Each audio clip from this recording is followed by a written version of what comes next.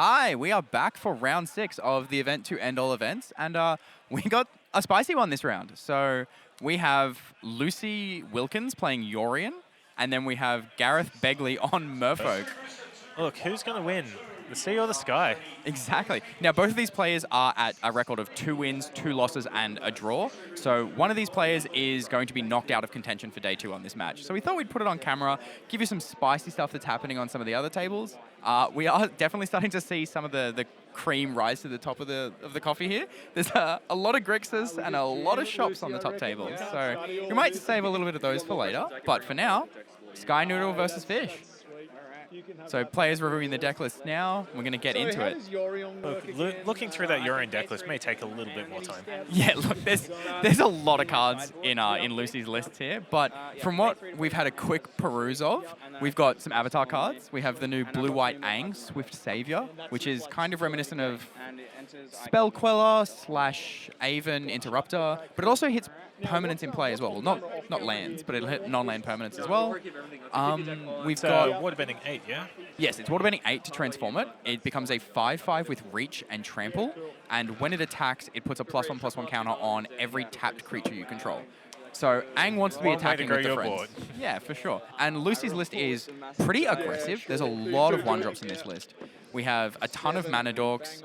We have Giver of Runes, Guide of Souls, Mockingbird, Mother of Runes, Ocelot Pride. We have Ranger Captain of Eos to find all of these alongside the Starfield Shepherd. And the Bright Glass Gearhawk.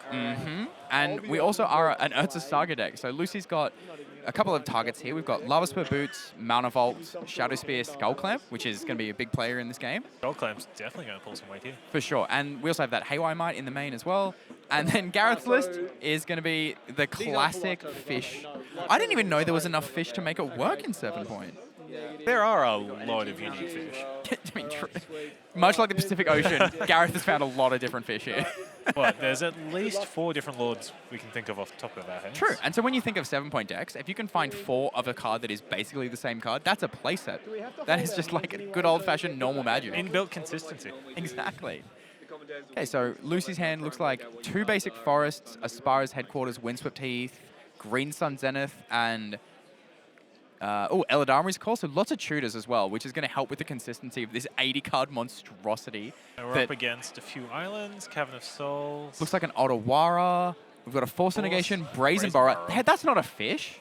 Hold up. Hold up. I can't see any fish here. I don't see a fish at all.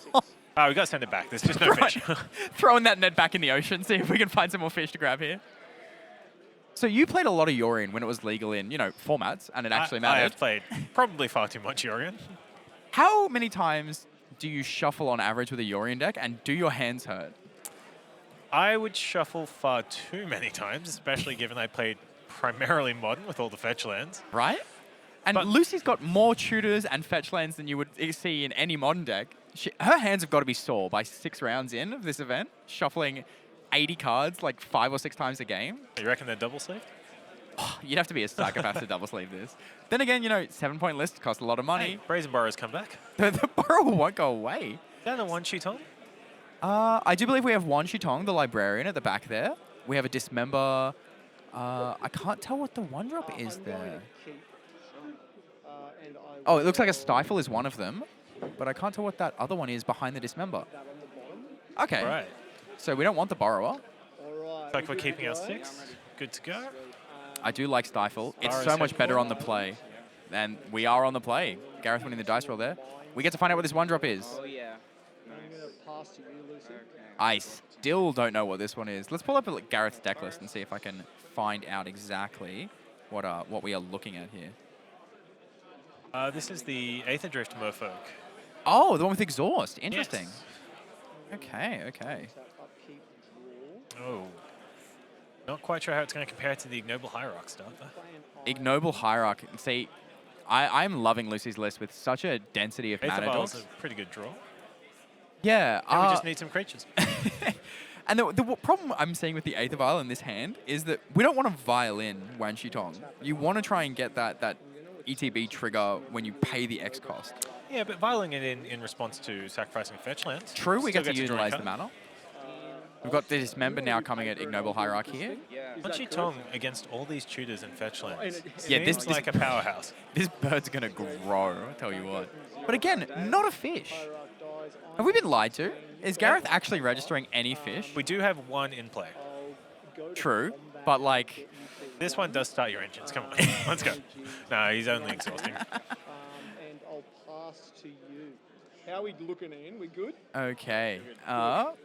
Lucy, plenty of lands in this hand, so not going to be really disrupted too much by losing the Ignoble Hierarchy here.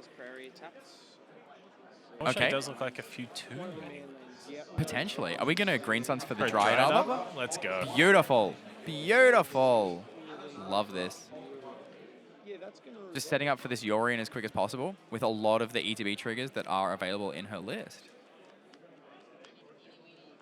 With the amount of lands in hand, I am looking forward to seeing a few extra ETB cards being tutored for here.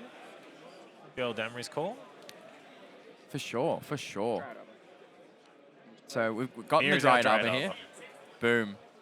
I do appreciate playing the original Dryad Arbor. It's the best frame, you know? We're not going to do any of those cheaty little, oh, it's a forest. Not hiding it in the lands. I also very much appreciate the islands in play at the moment. Yeah? You're a fan of these ones? I do quite like them off pool arts. I do also like the fact that they're different, you know? We are a Highlander format. Every card isn't a one-of, and we're even doing that with our basics. Day's a good pickup, but Lucy's hand looks pretty insulated from this. Maybe we can snag Yorion down the line, depending on how, you know, the next couple of sequences go. But I wouldn't be surprised to see Gareth here just... Pass the turn? Pass, yeah, and holding up that Wanshi Tong. Hopefully try and snag one of the tutors. Mm-hmm. Get a little bit of extra value. Would have loved to have seen a land there as well, so we could have had the option of Wanshi Tong or Stifle, or both. If only the 8th Vial was in our opening hand. It always feels bad when you're playing an Aether Vial deck and you draw it on like turn 1 and you're like, ah. Day's going to come in clutch here. Oh, here we go. We are going into the dungeon. We would like the initiative, please. Please. And here we go. What about this nice little Daze? I mean, do we want to Daze or do we want to get this Wanshi Tong going? We can still Daze. We can return the island. True, but we want to get the draw.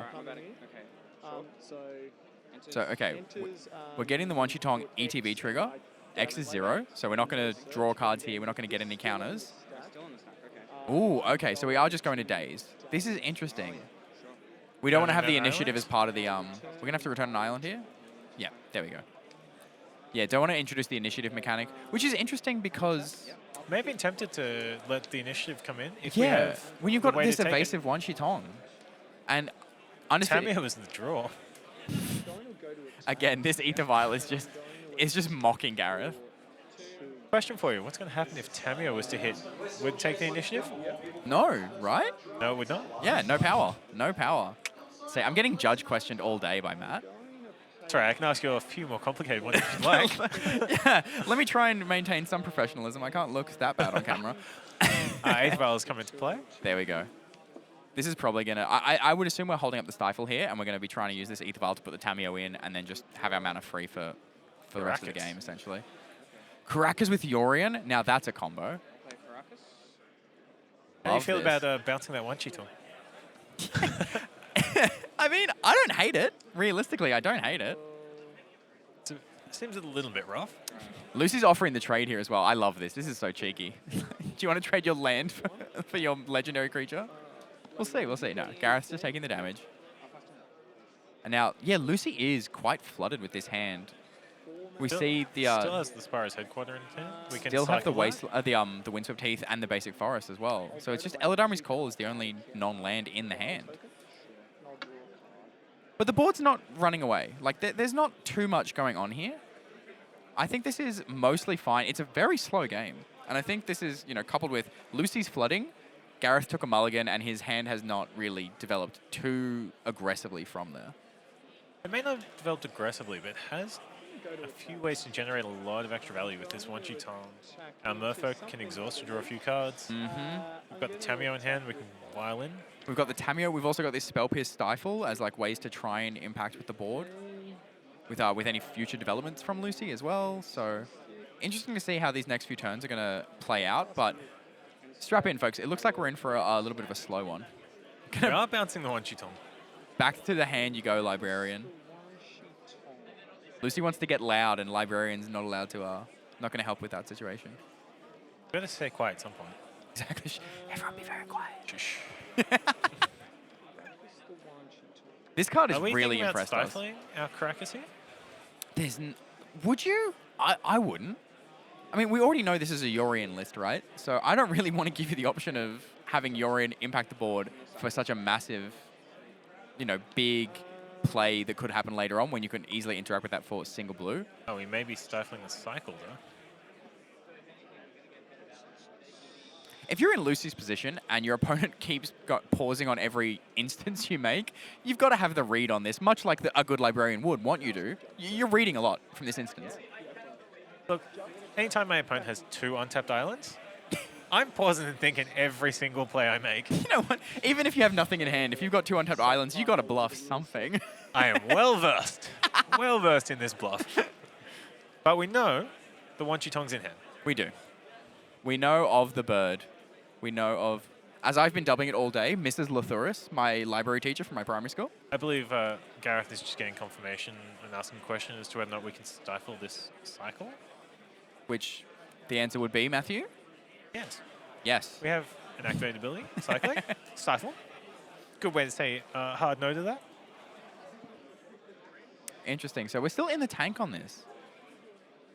I mean, does Gareth also assume that Lucy's got nothing going on the other side of the table as well? Because this has been a really slow early game of 7-point, which I'm not used to after what I've been seeing around the table. Last round we were here, we saw the counterparts of the Merfolk. We saw our goblins. Yeah, and we had a Lackey on 1 into a Muxus on 2. This is quite a refreshing change of pace. It is, honestly. Strap in. Nice meandering. I can see how, in the least derogatory way, I can see how both these players got a draw. These decks do look like they're probably going to Our judge has confirmed that we can, in fact, stifle. Yeah, no more cards for you. This is Sparrow's headquarters. Alrighty, Lucy, we need a big one here. We get to ambush another Tamio. land. Ambush Tamio. Surprise. I'm waiting for it. Maybe the Caracas will bounce it, though. Interesting that she wouldn't play the Windswept. I must be misreading what the card in her hand is then. Good timing, very good timing. Avoids the One Tong. It does avoid the One Tong. Are we going to Spell Pierce this? Yeah, that's all good. And then what's Lucy thinking of getting here? There are so many options in her list. Bright Glass Gearhulk is a huge one. Let's go again.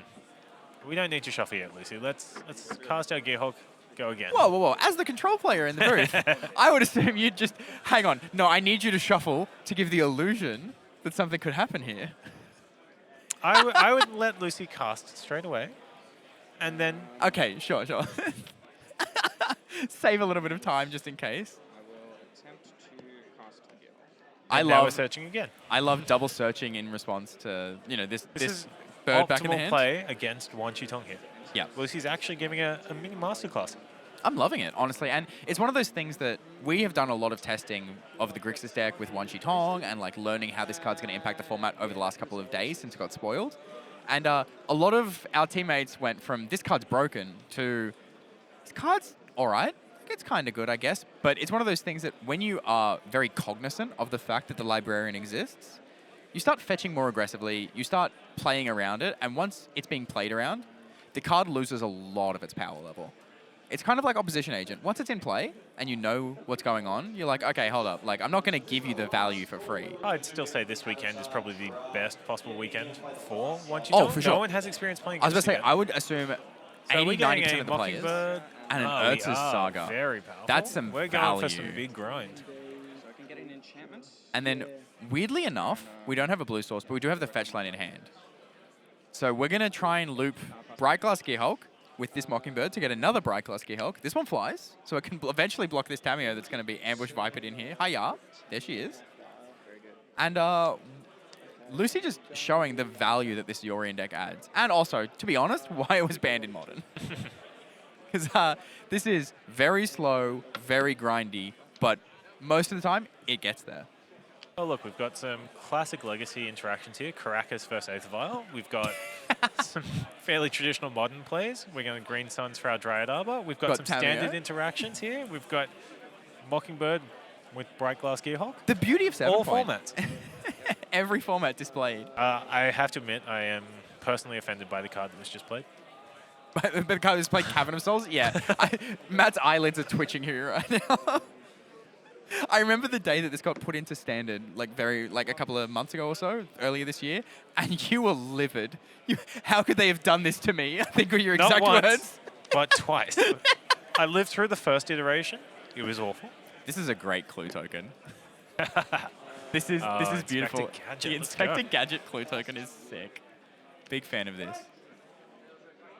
So we're playing into known Wan Chitong. We are playing into the known Wan One Chitong. unknown from Z. And well played by Gareth. The fact that he's got the Ether Vial on 2, and he's got the Wan Chitong in hand, so he can still play around the Caracas as well.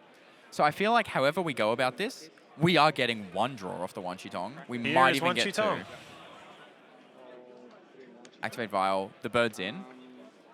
Lucy's going to in bounce, response, and we're put it back gonna- in the hand. We're going to cast our Wan Chitong in response. Lucy very confidently knew this was going to happen. Yes, so that's just going to bounce straight back to my hand. Straight back to your hand. You can. Confirming where we're going, what's Mhm. happening. Gareth being very methodical with this. Knows this is probably a very crucial point in the game. And we are casting X's 1. We are getting an Okay. extra counter here. We don't get a card off this, No, though, we will interestingly not. enough. And it looks like we didn't name Owl on the Cavern, so we're not going to be able to hold up Spell Pierce either. So we're getting the 1-1. So we're just going to get the counter here. We're not going to draw a card. We'll just have a 2/2 And bird. I don't. You don't draw a card. So that goes there. But we are going to get a card off the search, and we are going to draw a card off the search. So Wan Chitong really putting in the work here. Yep. This card's just so good. I've been constantly impressed with it on the floor while I've been walking around since you've last seen me on coverage. I'm very much looking forward to seeing how Wan Chitong impacts a lot of formats. I think it's probably at its best, weirdly enough, in 7 point with how many tutor effects there are, just to try and offset the singleton nature of the format. But even in Modern, most of the decks you see are going to be running, 8 to 10 fetch lands or things like Primeval Titan. Every Eternal format, it's going to be For sure. be a big player moving forward. I think at its best, it will be Vintage and 7 point. It will be it will see play guaranteed in Legacy and Modern, and then in Standard, I doubt it will see any play at all. So the real question is, do you think Wan Chitong is going to cite the rise of Orcish Bowmasters again? I actually do think so. I really do. The fact that it's a trigger when it enters the battlefield, so it's going to enter and then check to see how many counters go on it, means it's interruptible with Bowmasters. They will still draw half the cards, though. They will, correct. But you can then You can ping it off, a Wan Chitong, get it away. and then we grow our Orcish army. Mm-hmm. Just confirming that Mockingbird is getting the Bright Glass Gearhawk. Let's Yep. go. And we're going to get another draw off this So Wan we've already Chitong. found the Urza Saga. That's in hand, which means we're less likely to find the Lava Spur boots. So we're just going wide. This might be just Guide Pride, It and we are does going to go look like a wide. Guide Pride. Go wide, Guide Pride, baby. Loving the Guide Pride sequencing bring from balls to Lucy. the front. Let's go. Hostile Pride and This is now starting to look really out of hand Yeah, and- for our Merfolk hero. It's one of those things that Merfolk doesn't have much access to removal. We only have, there's the Dismember. There it is. We saw the Brazen Borer in the Mulligans. Brazen Borer was put to the bottom of the library, though. Yeah, and we have not shuffled. I really like that finding Third bird. is a really good card. This is really, really cool what I Lucy's am putting together here. very keen to see a Yeah, Sky Noodle come down, blink another Gearhawk. Let's go. And this is why we saw so many 1-drops in Lucy's list. It's because Well, no, no, no. this is her endgame. We're already here. She wants to be looping these Bright Glass Gearhogs with this Sky Noodle. One life and an energy. Yep. Then when I attack, I may pay 3 and put 2 plus Oh 1 no, plus Gareth 1 is learning what Guide of Souls does. on an attack. Oh, we've all been here. This is not fun. If I play another creature, This is one of those things where you were like, the first time you read it, you're like, yeah, whatever, okay. Like, And then you experienced it. yeah, and then you're like, hang on, this card's way better in play than it is on paper. Along with this card. Yeah. First time you're like, oh, it's just a 1/1 for 1. Whatever, it was a 1-1 in a Bowmasters heavy format. We were like, this card's not going to do anything. Hey, Renin 6 exists too. Come on, let's Yeah. go. How the mighty have fallen. Renin 6 and Bowmasters literally dictated what you could and could not play in Modern, and now I don't see them ever. I literally have not seen a Renin 6 in play against me in, I would say, like 7 months. Well, you see, those two cards both cost 2. Yeah. Ocelot Pride and Guide of Souls. It doesn't really seem to Little bit cheaper. 1, 2, 3. Everything's so cheap these days. Go to my end step. I mean, they are very expensive. True. Financially, not so much. No, they cost playing these cards. You have to spend mana. Buying these cards, you have to spend money. And you can spend your money at MTG Bazaar and Pat's MTG Auctions on Facebook if you want to quickly join in while we're going through what's happening here. All right, so we're going to our turn getting our little kitty cats. We've got the Kitty's Blessing. We're going to make some do have tokens. We get Kitty's more Blessing. life. Yeah, I feel like this game has closely... We are at the point where I don't think Gareth can come back from this with what's in play. Upkeep, just let me think. Could get a lot of energy coming off this Yorion blinking most of your board. Yeah, I don't know if we want to blink the Mockingbird, and there might even be an option here I where... would be blinking Mockingbird, but the cat, the guide, our Gearhawk, our Dryad Arbor. Oh, and it looks like Gareth has drawn Soporific Springs, which is a Sink into Stupor effect, as one of the cards off the Wanshi-Tong there. We've also got an Unlicensed Hearse, I believe, from Prosperity Printing, and a Subtlety as well. So quite good pickups. This is flying now, isn't it? But yeah, so Mockingbird is a flying copy of Bright Glass Gearhulk. Do you attack with Wanshi-Tong? And if so, are we snapping off the into the trade? first striking creature? Oh my god, the Gearhulk is first strike? Trample and first strike, and now flying. Yeah, look, you learn something new every day here. This was a lesson I learnt at the Pro Tour. Yeah. When one of my day 2 draft opponents started off with turn 1, the nice rare dog. Hoping you just Oh, yeah, okay, yeah. Yeah, turn 4 played the Bright Glass Gearhawk and went and found the second copy of the dog. And I was like, Oh no. oh, this is what's happening to me. I see. That's another 1-drop tutor. Ranger Captain? Captain, yeah. Then we've got Niganjo in hand alongside that Death Rat Shaman and Urza Saga. You're at 8. You've got 3 creatures at the moment. It's a bit... Is starting to look really out of to hand. We have all the the, to the creatures creature together. area, yeah. Gareth yeah, may completely. find himself in a lot of trouble very shortly. For sure. And if you're Lucy here, given how dominant your board is becoming, Bouncing one sheet. how interested are you in actually playing spells from here? It's a very good question. There are some spells I would still like to play, given that we still need to gain life to trigger our cats every turn. True, true. So we're still going to have to find some way of generating creature. With the Urza Saga now in play, we've got a new way A of new doing way that. to make that. But that's only going to start next turn. See, So I think I would potentially cast only Death Rat Shaman in the hand, and then I'd maybe be use the picking up mana the for... Yorion. Really? Okay, interesting. So we've got Niganjo in hand, which is going to be really effective as a surprise removal spell. Yeah, yeah, for sure. And something that's very hard to interact with normally, but we do... Now, our Prairie is going to buff our entire board. Shove. +1/+1 into end of turn. See if we can try and catch this one Chiton. And then Wanshi-Tong's only going to come in at best as a 3/3. So look, there's a chance here that the Librarian's going to eat the Ocelot Pride. But I would assume that Lucy is going to pump the Pride with the Guide. Unfortunately, we don't have enough mana at the moment to use the Niganjo. We don't have No. Oh, we have... legends. We do not have any legendary creatures. So yeah, Lucy Makes is sense. going to pump the Pride so that she knows she can play around the Wanshi-Tong in hand. And this is just a great use of her mana, being able to get the Counter's pressure in accidentally play. being put on the On the Yorion. Yorion? Not yet, Lucy, not yet. It's not ready yet. +1/+1 as well. So we've got 5/5, 5/5. This one doesn't give us wisdom. Yep. Garrett's like, Yeah, yes, they are very big. I understand as we pack up our cards. I love the Lucy's looking at her own cards, explaining how much damage Gareth's taking as he's already conceding. Oh, sorry. Is a classic play. I love it. I love the excitement of just, oh my god, my cards are doing the thing. And then sideboard. Alrighty, so we've got the deck list up on screen here. Okay, so there are actually some Merfolk hidden in this. Surprise, it's not a Merfolk, but it is a Merfolk deck. This is spicy. So we do have some removal spells. We've got the Rapid Hybridization and Pongify, kind of the same With our effect. Dismember. Yep. Got the Sinking Stupor as a bounce effect. We have Flood Pit's Drowner. Look, if as our a- Jite gets going, Oh, baby. Umazawa's Jite. I'm a big fan of this. Shout out Surupat Maiku. so I am looking to bring in the Ashiok here for sure, even though it's a bit of a nombo with our one Chiton. For sure. I mean, I think you need to shut down how much searching Lucy is doing, and it's open decklist, so you can see, one, it's a lot of cards to go through. Maybe that's an avenue that Lucy planned for this event. She knew it was going to be open decklist, and she's like, hey, I'm going to make you read so long in these 2 minutes, you're not going to know what to play around. Solid strategy. I'll be happy. So what else we have here? Looking down this list. It's a fairly good sideboard for anti-combo elements, but I'm not seeing much that I'd want except for the Ashiok you mentioned and Mistcaller. We do have the option for Consigned to Memory. There are a lot of triggers in are, Lucy's list. But when we saw how impactful Stifle was, I'm not even sure I'm thrilled by the option of a second one. But let's say we stifle the Bright Glass Gearhawk.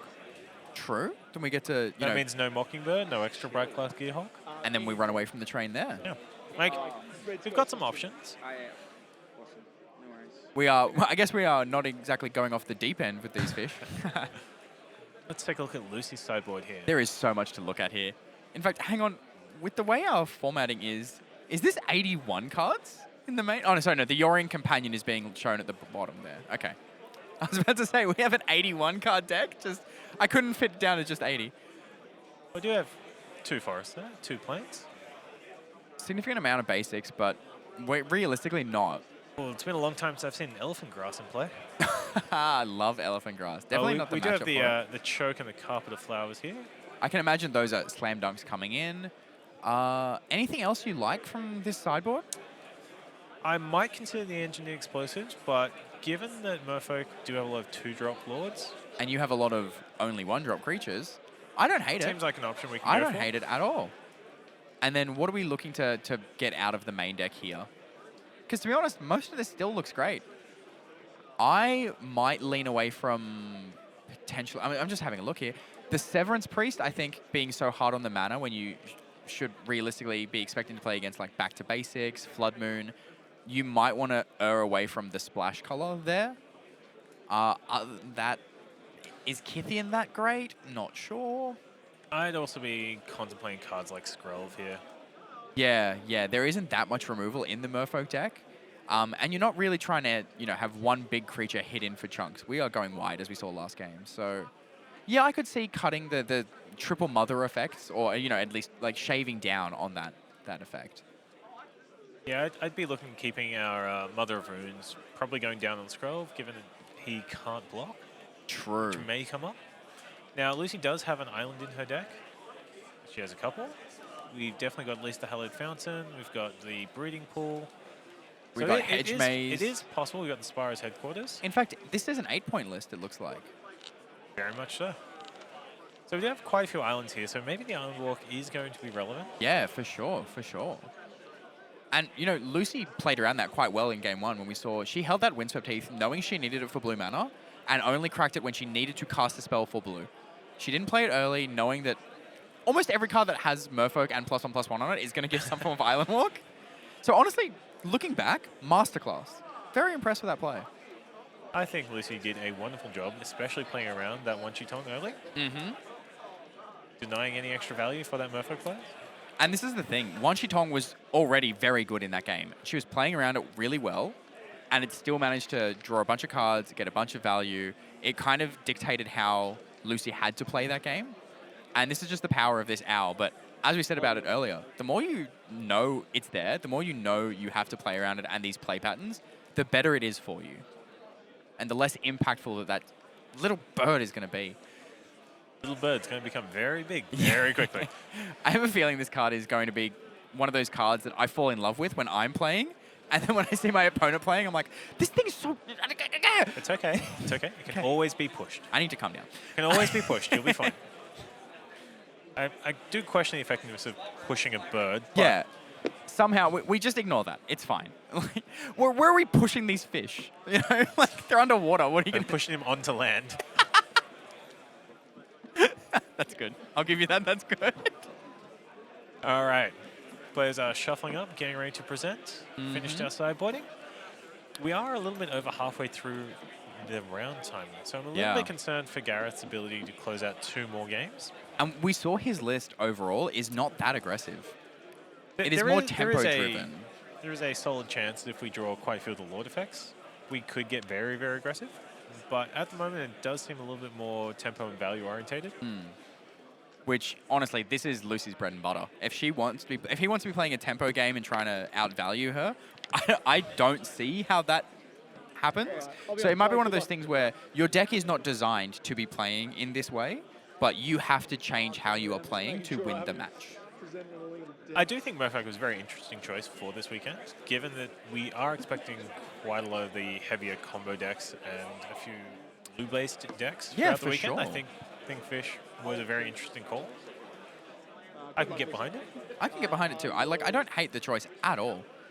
Now, let's have a look at these hands here. Both capped. It's a good start. A Rashadian Dockhand. This is the Richard and Port fixed for modern times on a guy. Looks like we also have a Winter Moon, Force of Will, Dismember, and So two we more brought lands. in our Winter Moon. We're going on the full attack your lands. Interesting. Lucy's got Kithian, Arbor Elf, Temple Garden, Misty Rainforest, Hallowed Fountain, and the rest she's hiding. Sneaky. So, turn 1 Arbor Elf, we're getting that mana engine going as quick as we can.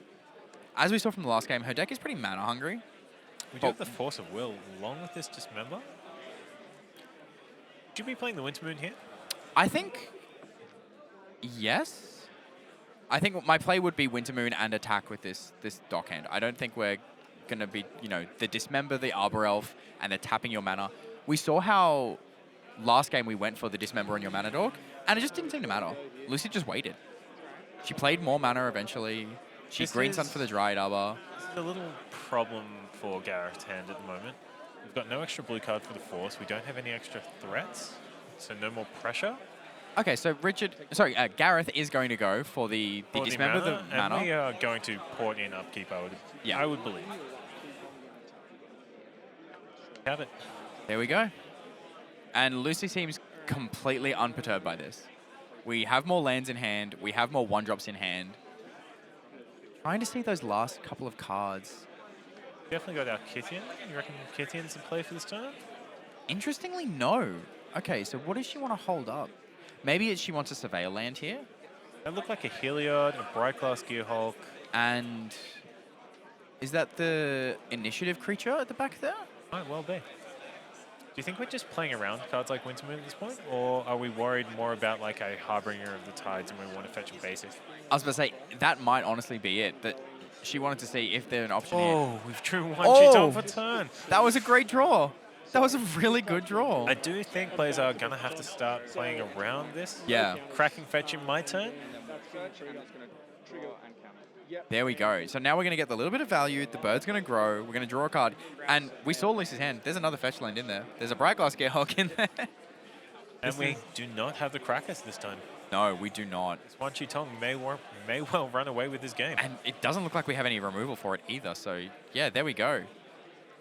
Gareth is going to be leaning very heavily on this Wan Chi-Tong. And it looks like we may have drawn a blue card as well off this Wan Chi-Tong. Wan Chi-Tong draw? That would be very impactful here for Gareth.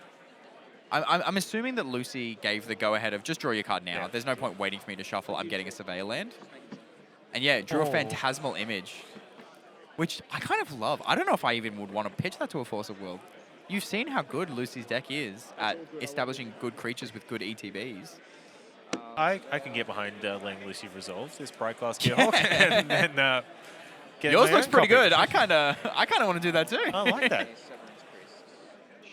So we kept the Severance Priest. We've surveilled, we're We surveilled untapping. the Severance Priest. And here's that Richard and Port activation from the Dockhand. Surveilled the Severance Priest into our bin. And then Drawn here we a go. Chord of Calling. Looks like Ball we are searching. getting... Oh. Figuring it out. Are we going to play the land Ooh, we did first? play the island. Okay. And then there's Kithian. Mind if I read what Kithion does? Mind if I read Kithian real quick? Totally We're going to fine. have to read both sides of Kithian, are Yeah. I don't know if we're going to have to read the backside of that guy, to be fair. we? Not just yet. There's not enough creatures in play We for, need- yeah, for we need- Kithian to flip. Kithian needs some more friends. Way more friends for this to... I think it's real big. He does. He does. 4/4 indestructible. It feels like every printing of Gideon, like, they all kind of get intermingled in my head as to which one's which, but almost all of them are planeswalker that become a dude. Like, that's all they are. They're just the same thing. Here's Gideon's thing. Here is our Ooh. Winter Moon. That is a beating. So Wintermoon is the MH3 version of kind of Winter Orb, kind of Blood Moon, where you're only going to be able to untap one non-basic land per turn. So Lucy playing that Hallowed Fountain tapped means, despite its turn 4, she's only going to get access to 2 mana next turn. Huge. I've always wanted it to be called, like Back to Winter or something like that. It feels a lot more like a Back to Basics style card. It does give like this weird like spaceship kind of energy. So, and this is even worse. Still in your upkeep, dock hand. We are going really hard on this aggressive yeah. line. Taxing your mana. You're going to search. I'm going to draw another card. Here comes Kithian. But yeah, I mean, Gareth also just realizing there, once you're talking against Vigilance as well, I know there's 400 words on this card. There's a lot going on. Flash, Flying, Vigilance. Does something about drawing cards when they search. I don't know. It just grows. I draw more cards. That's all I need, right? And what do we pick up there? That looks like a Lord, I would assume. Or is that a Tide Shaper? No, it looks like the Tide Shaper to me. Yeah, it is a Tide Shaper. There we go. Okay. Now, Mr. Judgeman, can I ask you a complicated question for the viewers at home and totally not me? If you Tide Shaper one of these dual lands, is it a basic land to untap with the Wintermoon? Let's double check what Tide Shaper says itself. I believe Tide Shaper makes it an island in addition. Oh, he's pulling up the search, folks. Where we've got to double check exactly what this Tide Shaper does. This is, I think it's Tide Shaper 2 words. Yeah, there we go. Yeah, this is a really interesting thing. If it becomes an island in addition, does that mean... No, it's just going to become an island. So, yeah, there we go. If we want to actually use this Tide Shaper... It will maintain its super type, so it will still be a non-basic island. There we go. Okay. See, the more you learn. And that's just for you guys at home. That's definitely not for me and any kind of information I needed to... However, we could turn the forest into an island, and that would still untap. Interesting. Interesting. And then... Still basic. Okay, so we are worldly tutoring here as well. Well, this Wan Shi Tong is carrying this game. Did we just draw the Jite? It looks like we just drew Jite, but there's Solitude. Okay. Now, Solitude's an interesting choice to get here. We've got to do something about this Wan Shi Tong. True. I would have assumed we would have tried to find something to get rid of this Wintermoon. Something like a Haywire Might? Yeah. But I guess Lucy's of the opinion that... Lucy may have bought it out the Haywire Might. You know what? That is very fair. She may also be of the opinion that, look, you can attack my mana as much as you want, as long as you don't have a good threat in play. Just making sure we can't... Yeah, we go. Excellent work. Oh, I don't think Gareth is going to let her get away with that. You don't bring in the Wintermoon and let your opponent go, oh, sorry, do I only attack? You're like, yeah, I'm telling you. Everybody gets 1. Everyone gets less than. Yeah. So yeah, we have drawn the Solitude. We do have a white card in hand, at least one. It is the Bright Glass Gearhulk. So it looks like we're pitching the Heliod. Heliod here. Yeah. Oh no, changing our mind for the Bright Glass. This Bright Glass Gearhulk is so far away from ever being cast that I get it. So are you looking to Phantasmal Image this Solitude?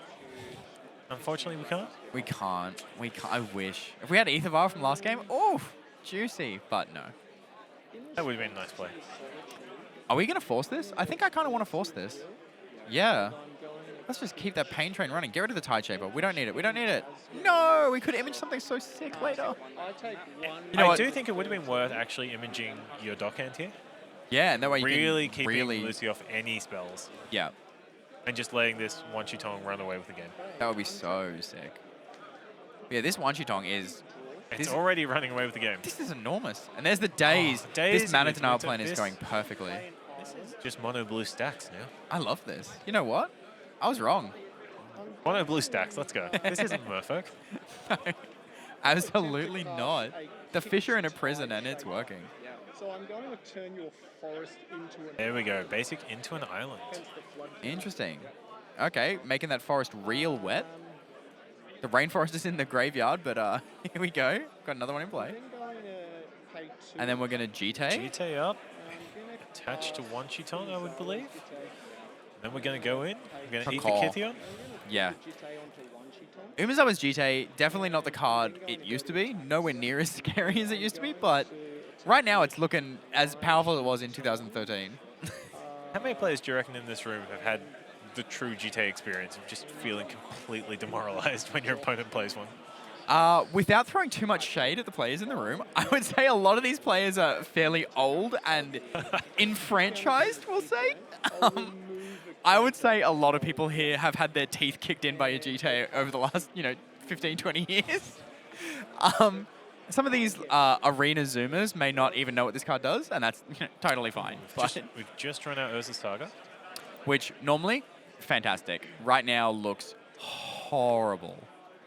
Well, we do need to get a couple more mana sources up. I just think, one, the Wanchitong is going to kill you in 2 turns. Even potentially next turn, right? Like, depending on what could possibly happen here.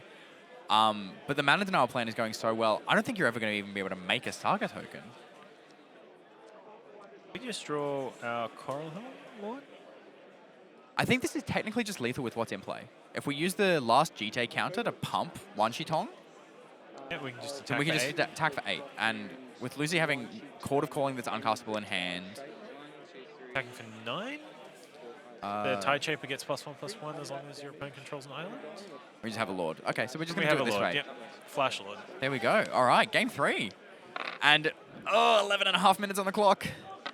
Well, look, if we get another early Wanchitong that grows real quick, this game could go either way. This is really rough for both of our players too, because I know we did say at the start of this round that the loser of this match is not going to make day 2. If they both draw, they can still both make day 2, right? They'll have 2 draws and 2 losses. They could still both make it. We'll have to double check the math on that, because they'd have to... 15 match points would There's be... 2, no, because there's only 2 more rounds after this, so they'd only be at 14. So yeah, a draw for both of them will knock them both out of day 2. So yeah, this is really horrendous if they can't get a result at the end of this. All right, so we definitely did see the Winter Moon coming in.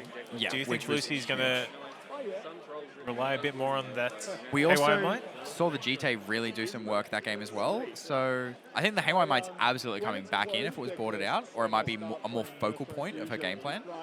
I don't think we're going to see any other disenchant effect really aimed, though, because they're so few and far between. We're realistically looking at, It back does to seem basics. like the 2 prime targets were drawn in that game. Yeah, exactly. And it's one of those things that in a singleton format, sometimes that's going to happen, and you have to really understand, like, hey, unlikely that the 2 best possible artifacts and enchantments would just be in play, and I shouldn't go overboard on this because I might end up with more dead cards than I would realistically want moving forward. Well, both players look like they're having a good time. Exactly, and that's what we're here for at the end of the day. We want some good, clean magic. We want everyone to have some fun with what they're doing. So, I mean, Lucy does still have a March of Otherworldly Light that could hit. Yeah, so we still have like a flexible option as some well. other cards we could be drawing here. Yeah, both of them with Goes big along smiles with on their our face. goes along with our Prismatic Ending, so there's at least 3 outs that we've got. And Prismatic Ending was such a big draw for, like, it's such a big get for these white decks, or just multicolored decks in general. The fact that you have a removal spell that scales up based on how many colors and how greedy you want to be, but it's white's cheap answer for permanence. Because, we used to have to run bad cards. We used to run Path to Exile. I think Path to Exile is a great card. I used to register Disenchant in every sideboard just because I was like, well, it gets everything. Prismatic Ending gets everything and their dudes too. We used to have no way to get rid of Planeswalkers. That Eldamri's Call has come back to us. Okay, I see March, Forest, Tameo, Call, Birds, Forest Birds. Iganjo, and Mockingbird. This hand's full of flyers. And yeah, that Birds of Paradise. This hand looks really strong, and thank God Gareth's deck doesn't have that much removal. That being said, he has had Dismember every game on turn 1 for the Dork, because this hand is duct taped together with this Bird of Paradise. This is the flimsiest. If Gareth could have perfect information and see what Lucy's hand is like, that bird is so tightly holding this together. Even without perfect information, based on Gareth's previous 2 games, if he has to Dismember, that bird is going bye-bye. Yeah, which member Dismember? Get out of here. So we've got Gareth on his first mulligan. We'll see what happens. Maybe we'll see some fish this time. Maybe. I mean, they did work last game. That one dock hand really trapped up Lucy's mana for the entire game. And in combo with that Winter Moon was just beautiful. We still also haven't never seen this noodle ever be a part of the game plan, but just that looming threat of, hey, you see this? You see my friend over here? Don't make me call my friend. Both players having a Tamio. Snapcaster Mage. Oh, my heart. Be still. There's the Wintermoon again that was very instrumental in the Game 2 win. I can't tell if that's the Dockhand or the Tide Shaper. Well, it's on the bottom now. Don't even have to worry about it. Get it out of here. Snapcaster Tamio, 2 islands. Is that Stifle? I think so. And there's the Exhauster Merfolk. There's our Tamio. Well, I see your Tamio, and I'll raise you. My Tamio. Yours looks pretty good. I kind of want one of those. It is the Stifle. You are correct. Oh my God, is we've this a drawn the Skyclave? Skyclave. Goodbye, What a good Tamio. pickup. Does that just jump underneath? Yeah, so when this dies, you get a 1-1. There we go. Oh, That's huge. And all of a And we sudden, played around Stifle. yeah, and all of a sudden, Gareth's hand looks a lot weaker without this Tamio as a constant threat of, I can draw a card with this clue, or I can hold up mana for interaction. I don't know what I'm going to do. What do you do? Oh, is that a... I think that's the Merfolk that steals an artifact when it comes into play. Yeah, I've lost the name of it. Thieving... Sky Diver or something? It's an interesting one, that's for sure. Okay, so we're holding up Stifle here, which we weren't able to do last turn to stop this Skyclave. Huge. Restless Prairie comes into play. Now, are we going to play the Tamio here off this Birds? Or are we going to Eladamri's Call for something? No. We are Mockingbirding the Skyclave. Oh, this is sick. The little smile Lucy just gave. Lucy is having a wonderful day. Oh, yeah. You see this? This is really good. Can you beat 2? I have a feeling this is going to get stifled. I'm not going to lie. I would like to see Gareth draw the Phantasmal Image right now. Saying Yeah. 2 was good. How about we go for 3? Gareth just waiting for a judge to confirm what happens here. Yeah. And it's one of those things, Gareth has had a few, double checking with the judge, but that's what you're there for. I say you because you are a judge, and you are judging this event when you're not on the mic with me. I am.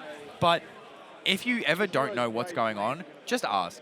Like, they're literally there to help, and they are selfless people who do this for the love of the game and to make sure our players aren't ruthless criminals so out this there. is the question we're asking. Can we stifle Mockingbird? No, we cannot. So Mockingbird isn't as it enters. You can have it enter as a copy of. Correct. So it's not, However, we can then stifle the Skyclave Apparition tree from this Mockingbird. Clones are very interesting in this way. Deadpool is a very similar way as well, because Deadpool enters as a copy. And we haven't had Deadpool on camera. Deadpool doesn't enter as a copy. He just Deadpool enters with the text box. Yeah. Which is even more confusing for most players. I gotta say, I've seen a lot of Deadpool out there. I did see a great Deadpool removal spell earlier. Oh, yeah? Yeah, it was against a Territorial Carver. Okay, yeah. I will take your text box. And you don't have a text box. You now have no way to set your Parent Toughness. Your Parent Toughness goodbye. is star. Unfortunate, buddy. Get out of here. I'm pretty sure Lucy's fairly aware of the interaction that we're talking I about. know what's in your hand. Yeah, I do kind of want to see this Mindspring Merfolk exhausted at some point. I don't know if you caught that. Gareth looked at Lucy and was just like, sorry, I'm just asking the judge how this interacts. And Lucy goes, yeah, I'm pretty sure I know what you have in your hand. Yeah. I'll have it enter as a sky. That is the one downside of having to call a judge. Yeah. Both of these times, Gareth has had to call a judge, and Lucy's been like, all right, I know what's going on. This is how it's going to work, is it? Yeah, so I take 2. And there we go. All right, we're back into action. No Mindspring Merfolk, no Tamio. Untap. Now Maybe we have an Ambush Viper in the form of a Snapcaster Mage coming up. Ooh, there's the Flood Moon too, colloquially known, where it's the Harbinger of the Tides, or Harbinger of the Seas. Unfortunately, we don't have the 3rd mana source. No. And look, we can play this We're Winter just going Moon, straight for the Winter Moon. which, look, fair enough. It is going to lock Lucy out of one of her 2 non-basic lands. But you're not impacting the board. She's already ahead on board, and she has that Bird of Paradise as ramp as well. So, yeah, you can see Gareth here tossing and turning. Do I just play the Winter Moon, or do I try and ambush Viper here with the Snapcaster? Or maybe this Stifle is going to do something else next turn? It seems a bit tricky. I kind of like the idea of the Ambush Viper line. Try and control the board a little bit. We can't block the Mockingbird, but we can stem the bleeding. Yeah. The Winter Moon will slow Lucy down. Oh, We do have the March of Otherworldly Light, though. If we want to get rid of this Winter Moon, we can. Lucy's going for it. Are we pitching Lucy a does card not. here? Or are Lucy we paying remembers the Winter Moon. Cast Winter is not coming anymore. Get out of here. And we are going to pitch the Eldari's call. She also remembers the one she told. And she remembers the days, too. Pay for it, Honestly, masterfully played this game. And this match by Lucy. I've been really impressed with these lines. So, yeah, that was And yeah, Gareth's attacking the lands. I got to give props as well to Gareth. Game 2, that mana denial plan was exceptional. And I think we tried to go for it this game, but it's just getting out of hand with the mana we already had available, with the Birds of Paradise being on the play, not missing any land drops. I have to admit, the mana denial plan against the Mana Dork deck did seem like an interesting option. Yeah, and But it worked paid out. off last time. It worked out. And we've drawn that dock hand again. But yeah, I think we have to go for the Ambush Viper play. If we are just going dock hand plus Stifle, So we are playing our 2-1 flyer. this also works. You know, this also is fine. We still need to just get something on the board, and we need to try and stop these attackers. We're only on 14 life. It's not, you know, tiny. Lucy, don't tell me this. But, oh, Carpet of Flowers out of the board, drawn from Lucy. This is the Final Fantasy, whatever the secret page of them is called. All I know is The it's really bonus good. sheet? Yeah, the bonus sheet. There we go. This is our Final Fantasy bonus sheet. Every draft player's nightmare words, bonus sheet. Well, the first time I played a Pro Tour, when there were list cards and bonus sheet cards in play boosters. Oh, Oof. miserable. Lucy's just realized she got a little too excited attacking with his Tamio. She wanted to play the Carpet of Flowers and then use the mana in her second main phase. And now she's just realized, oh no. But look, we still can get the Adventurer, go and get a basic. If we wanted to, we could have gotten a Forest and played the Carpet anyway. I do like the idea of getting the plane too, though. Just in case there is a Harbinger of the Seas coming down next turn. We don't know. How was I supposed to know? Lucy is outplaying. And I do, as much as I hate the initiative, I love the fact that she clearly has a token because she's going for it. Because yeah, I have to read this every time as well. There's so many rooms in this little dungeon. I have to read this every time I go to a judge call with this. Have you seen the ones that aren't card size? They're like A1 size or something. I have seen those. Yeah. I really appreciate them. It really helps, but it's Oh, also... we are also now taking the initiative. Oh, baby. Okay, I like this. So you get But the now, initiative. now we're getting our island. We'll have to track it separately. Oh, separately, yes. So sweet, I'll sweet. get Marvel. Yeah, another annoying thing. We have to both go into the dungeon separately. We have to... We're both in the same dungeon, in Yeah. the same room currently. You can But choose a we're gonna different be doorway. separate. Yeah. When this becomes a target of a spell. And maybe I go down one path, you go down the other. Maybe you see how good my path is and you go, I want to do that too. Interesting. Now, here's a quick question for you. Do you remember what the next rooms of this dungeon are? Don't make me do this. I know one of them, I think, is a Scry 2. I know the big key one is one deals 5 damage, which is So you went to the huge. initiative next turn. And then the last one is like, look at the top 7. You put a creature into play and you put 3 counters on it. 3 +1/+1 counters. So as soon as you get it, you. That's like the heuristics line I know, is that you... So, on our next venture into this dungeon, we can either put 2 1/1 counters on a creature, or we can scry 2. As And you it's go not... further down, Is it target creature you control? It's not. No. So whoever gets the if we initiative... wish to, I may well choose to put some counters on that phantasmal image. Honestly, kind of love that as an See option. what happens then. Kind of love that as an option. It is a fairly unintuitive line for players Yeah, who haven't yeah. played with phantasmal image. But old curmudgeons like ourselves, we are well versed in how annoying Phantasmal Image is. I remember playing. I played at Worlds where Standard. The deck of that Standard tournament was images. Yep. Illusions. The Illusion Standard deck. Oh, Phantasmal Bear. Oh, great artwork for those at home. Hang on, I'm going to pull that card up. Let's have some memories while this game Was it Lord of the concludes. Unreal? That was it, Lord of the Unreal. Think a little bit. Yeah, we're just I- getting Marcus in our ear, just cheekily saying, I remember when Phantasmal Image used to kill legendaries. I used to play Phantasmal Image as my removal spell for Thrun the Last Troll. Yeah, or Geist of St. Trapp. Yeah. No, there were other ways to kill that. True, I there could, were. I could wrath the board, but Thrun would just be like, no, I'm going to regenerate. Yeah, your Day of Judgment? No good. Not happening today. So anyway, back to the game that we're currently experiencing. Phantasmal Pair. Oh. Lucy has played the Carpet of Flowers, and it looks like we are thinking about combat. Now, that Merfolk has flying, so we can't just get the cheeky, this Skyclave Mockingbird is going to connect no matter what. We can with the Prairie. That will give power to our Bird of Paradise, our Tameo, our Mockingbird Skyclave. Looks like we're 1 mana short of the Prairie, though, because Carpet, you have to choose a main phase, and it's the beginning of that main phase. If we choose the pre-combat main phase, we can animate our Prairie before moving to attacks. Isn't it you can only play it at the beginning of that main phase? You have to choose? You choose what mana you add for Carpet of Oh, Flowers. okay, sure. Okay, But so if we we've are already just gone to swinging combat- in. Yeah. We'll let you Tameo trigger Okay, so we're going to get our clue number 2 from Tameo. And then here they come, sending in the clowns. Do you think the Carpet may be used to crack some clues post-combat? Oh, yeah. Oh, yeah. I like drawing cards. I mean, do you like drawing cards? That's all I I've want to been do. known to draw some cards in my time. I've routinely seen you cast Fix's Revelation for double digits. So I'm well versed in you holding large amount of cardboard in your hand. And then we shuffle it all back in. And we draw it all again. That was a good fun time. It was. Right? Yep. And this is And this is a Are we choosing not to block the Mockingbird Yeah, with interesting. our flyer? I think Mockingbird is a little better at being reset with Yorion. If you're expecting Lucy to potentially pick up Yorion, cast it, flicker it, the Mockingbird can't really be flickered, whereas the Skyclave can. So I think I do accept the block on the Skyclave. I'd just be a little hesitant with the amount of non-flying creatures in the Merfolk deck. Yeah, that is Fish another tend good not point. to fly. I mean, we do have the one flying fish in play. I say one. There might be another one that they're going to get me with on like 4th edition or some ridiculous printing. But Excellent. as it So now currently we get stands- another 1/1 illusion. This can now block the Skyclave Apparition next turn if we need to. However, that Mindspring Merfolk does need to go to the exile. There we go. And it looks like we are in time. Oh, exile, not graveyard.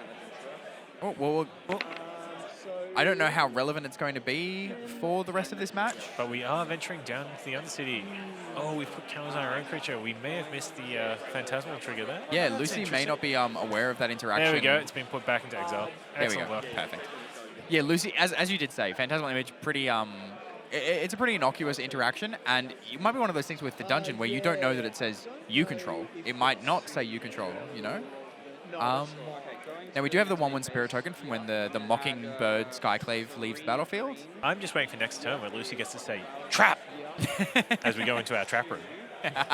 Have Gareth lose that 5 life. Trap, exclamation mark, bang. Oh, Bright Glass Gearhawk coming down. We do have the Stifle. We have the Stifle. And if we're not stifling this, what are we stifling? This card Here we completely go. hosed you game 1, yeah. Oh, look, the Mockingbird was already In play. in play. Well, and then was gone. in play. So we're not going to get extra Bright Glass Gearhawks. And then we're going to use a little bit more of the mana to sack this clue. And I'll tap this guy for 2 green. And then Crack the other clue. Back more tapping it for clues. creature for mana to sack Tameo's the clue. flipping. One off my and 2 draw clues. and 2 clues. Yep, Tameo flips. Perfect. Love this play. Are we still in turn 0? Now, would you roll Tameo up? Or would you be picking up that March of Otherworldly Light? We can't pick it up yet. So Tamio starts on 2. So Starts we on have 2. to pick it up. We have to take it up the first time. Go up to 4. And that's a Swords to Plowshares. That's huge. So Lucy's hand is Swords to Plowshares, Court of Calling as the 2 cards drawn off these clues. Yeah, look, that is Pretty that good? good. Is Pretty that good. I've definitely lost many games to a Court of Calling in my end step. It's also sweet that Lucy gets the option of Swords to Plowsharing on the Phantasmal Image. Still kills it, but you gain no life because it has to sacrifice itself. And we are So in time turn here. 1. Sorry, we should mention this. This is turn 1. So Lucy is going to get 2 more combat steps to try and close out this game. I think that is plenty as long as that Ridgeline Prairie gets activated. Yeah, and Gareth being on 12 life, this is not going to be too difficult to close out. Meanwhile, Gareth has very weak board presence at this point. Gareth there's maybe, not going to be 20 maybe damage looking here. at playing this Harbinger of the Seas and then trying to hold up a Force of Negation. But if Yeah. we get swords in our end step, It's going to be rough. And the Birds of No Paradise force and for you. Carpet is going to, that's a way to get around the Harbinger of the Seas here. We're not going to be able to use the Prairie for the damage, but well, if we swords the Harbinger in Gareth's end step, yeah, true. no force. I think I'm pretty incentivized here to be Swords in the Image. I really think you want to shove as much damage as possible, and it's the best way to get rid of the biggest body on board, because this thing is a 3/4.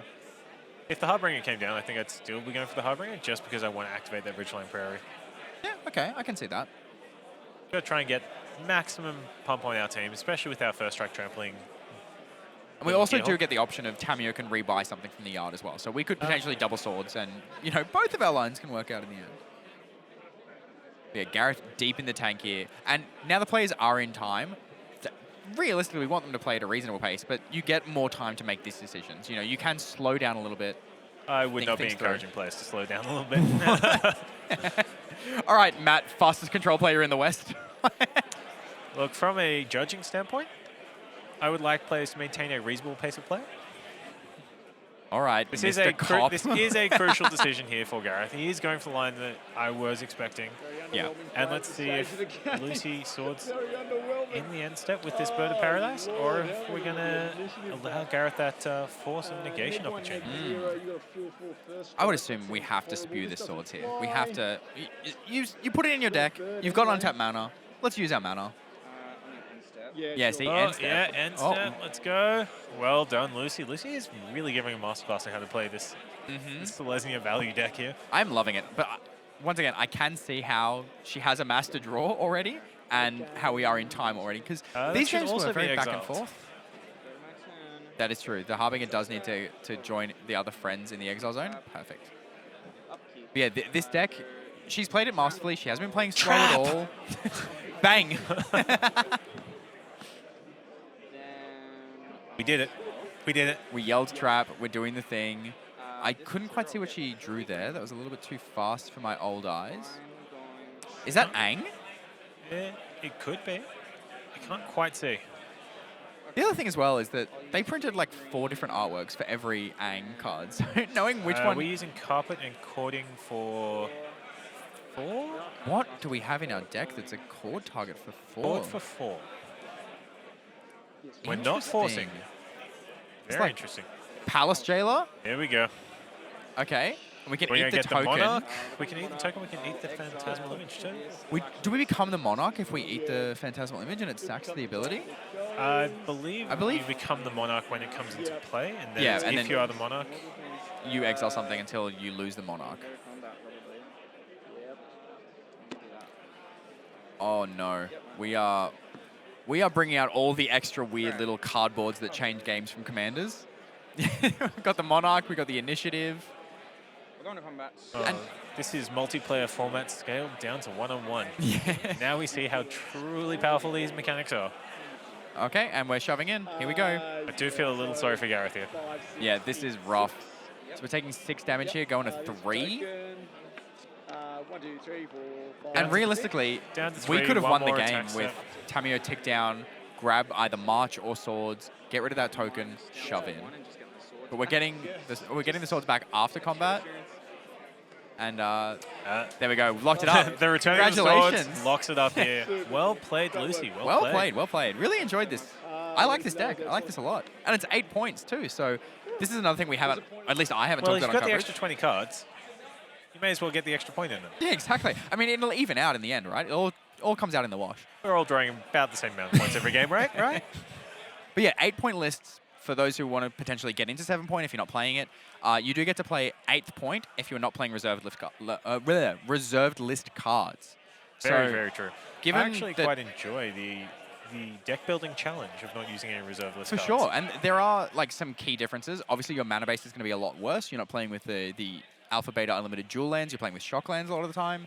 So you are going to suffer a little bit of pain from your mana base in most games. You are probably starting like game at 15 when most people are starting at like 17, 18. We could always just play the Death Shadow builds. True. There is We the got option the for last this. ride to go with it. We also have, what's the other one? The 2-mana Demon Death Shadow of Shadow? Mortality. There's also Shadow of Mortality, yeah. So we've got Shadow of Mortality, Death Shadow. Oh, I do know the one you're talking about. Can't Yeah. remember its name. It's 1 in a black. And it has Kicker. Both Yeah, you players can lose kick half it their to- life. I think it's just target opponent loses half their life. I thought it was both players because it went to set you down. Yeah, actually, you might be right. You might be right on that one. Sorry, I'd have to look that one up. I've never played that card myself. No, neither. The whole Death Shadow archetype was very foreign to me. I was like, I don't want to hurt myself. I'm so used to like not inflicting this damage to myself. Please keep it away. Oh, you never played Death Shadow against Lightning Bolt? Oh yeah, you see, that's that like tightrope I don't want to walk. I want to be winning my games by miles, not inches. You haven't bolted yourself to go 2 Death Shadows? All right, we're getting a little spicy with it. Well, look, that's the end of round 6. We have, unfortunately, that is Gareth's time in contention for day 2. Lucy's still got to win out. She's still got 2 more wins to go, but I think she hopefully can we'll definitely do it based on the way she was playing that matchup. played incredibly tightly. Incredibly tightly. So yeah, look, that's the end of round 6 for us. I'll be back in the booth for round 7. Matt's got to get back out there and I've got to go judge. judging again. I know, you get ready to answer more Deadpool questions. There'll be many more, many more. It's going to be a few of them. Well, thanks everybody. We'll see you soon. Thanks, guys.